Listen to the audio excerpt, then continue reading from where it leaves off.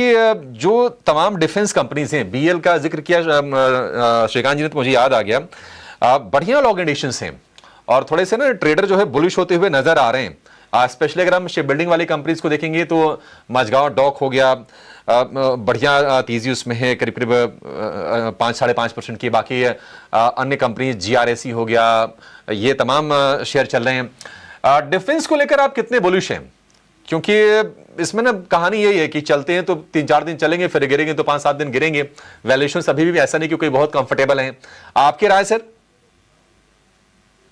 देखिए अभिषेक की, अगर डिफेंस की बात की जाए ना, तो अपने 52 वीक हाई की तो बात छोड़ दीजिए, जो ऑल टाइम हाई की तो बात छोड़ दीजिए, जो 52 वीक हाई है उससे भी अगर आप देखेंगे तो कई स्टॉक तो आपको 30-30, 40-40% नीचे दिखाई देंगे, बावजूद इसके कि निफ्टी ऑलमोस्ट नई ऊंचाई छूने के कगार पर आ गया है।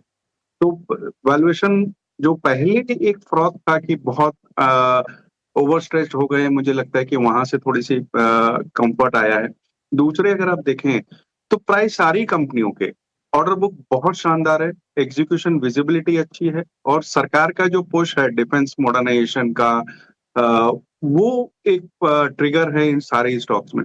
ऑर्डर बुक जो है वो 3 से 5 साल की रेवेन्यू विजिबिलिटी दे रहे हैं सारे की। और इंडिया का जो टारगेट है वो 3 ट्रिलियन का डिफेंस प्रोडक्शन का टारगेट है 2029 तक, और 50,000 करोड़ के एक्सपोर्ट्स का टारगेट है। तो ये सारी चीजें इनके लिए बहुत अच्छा पुश दे रही हैं।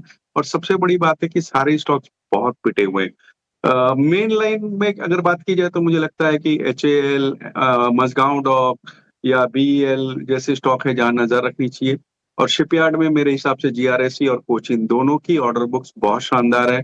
कोचिन की बात की जाए तो 22-23 हजार करोड़ के आसपास के ऑर्डर बुक है, कुछ नए करार इन्होंने किए। ये सारी चीजें इनके लिए बहुत फेवरेबल है। तो मुझे लगता है इस पिटे हुए सेक्टर में बिल्कुल नजर रखनी चाहिए, और खास करके बजट का प्ले तो बिल्कुल हो सकता है। स्टॉक है और ये सेगमेंट